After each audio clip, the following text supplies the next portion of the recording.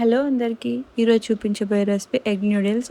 ఇంట్లోనే చాలా simple and టేస్టీగా ఎలా ప్రిపేర్ చేసుకోవాలో ఈ వీడియోలో చూపిస్తున్నాను. ఈ వీడియో లాస్ట్ వరకు స్కిప్ చేయకుండా చూడండి. మరిన్ని ఇంట్రెస్టింగ్ వీడియోస్ కోసం నా ఛానల్ని సబ్స్క్రైబ్ చేయడం అస్సలు మర్చిపోవద్దు.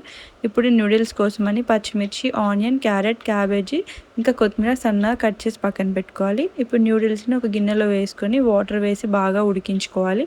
ఇవి ఒకటికొకటి అంటుకోకుండా ఒక 1/2 టేబుల్ స్పూన్ ఆయిల్ వేసి ఉడికించుకుంటే నూడిల్స్ అతుక్కోకుండా వస్తాయి. ఉడికిపోయాయి. ఒక గిన్నెలో స్ట్రెయిన్ చేసి పక్కన పెట్టేసుకున్నాము. స్టవ్ పైన ఒక కడాయి పెట్టుకొని అది వేడెక్కిన తర్వాత దాంట్లో ఒక 2 టేబుల్ స్పూన్ల ఆయిల్ వేసి ఆయిల్ కాస్త వేడెక్కగానే పచ్చిమిర్చి, ఆనియన్, క్యారెట్ వేసుకొని వేయించుకోవాలి. క్యారెట్ నేను ముందుగానే వేస్తున్నాను, ఎందుకంటే క్యారెట్ కాస్త ఉడకడానికి టైం పడుతుంది. ఈ క్యారెట్ కూడా సన్నగా కట్ చేసి పెట్టుకుని వేసుకొని రుచికి సరిపోయేంత సాల్ట్ వేస్తున్నా. సాల్ట్ మనం ముందుగా వేసుకుంటే కూరగాయలు త్వరగా మగ్గిపోతాయి అన్నమాట. ఇవన్నీ ఒక 2 మినిట్స్ పాటు మగ్గించుకోవాలి. ఇవి కాస్త ఇలా ఫ్రై అవ్వగానే ఇప్పుడు దీంట్లోకి సన్నగా కట్ చేసి పెట్టుకున్న క్యాబేజ్ వేసుకోవాలి. క్యాబేజ్ ఒక 1 మినిట్లో అయితే మంచిగా మగ్గిపోతుంది.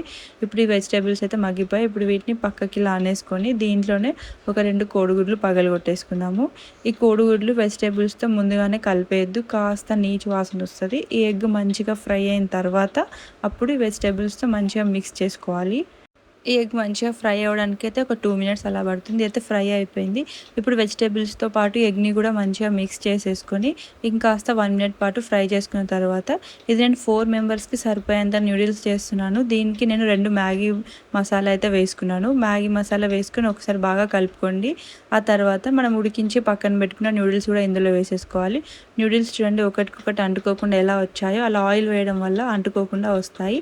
ఇప్పుడు మనం స్లో ఫ్లేమ్లో నూడిల్స్ని నెమ్మదిగా కలుపుకోవాలి, లేదంటే ఆ ప్యాన్లో పడిపోయినట్టు అంతా స్టవ్ పైన మొత్తం పడిపోతుంది. సో ఇలా ఒక 5 మినిట్స్ పాటు కలుపుకుంటే ఈ ఉన్న ఇంగ్రీడియంట్స్ అన్ని నూడిల్స్కి మంచిగా పట్టుకొని టేస్ట్ చాలా బాగుంటుంది. మీ ఇంట్లో స్ప్రింగ్ ఆనియన్స్ ఉంటే మంచిగా పైనుంచి స్ప్రింకిల్ చేసుకొని ఇంకా టేస్ట్ చాలా బాగుంటుంది. నేను పైనుంచి కొత్తిమీర వేసేసుకున్నాను. అంతే, సింపుల్గా నూడిల్స్ అయితే అయిపోయినాయి.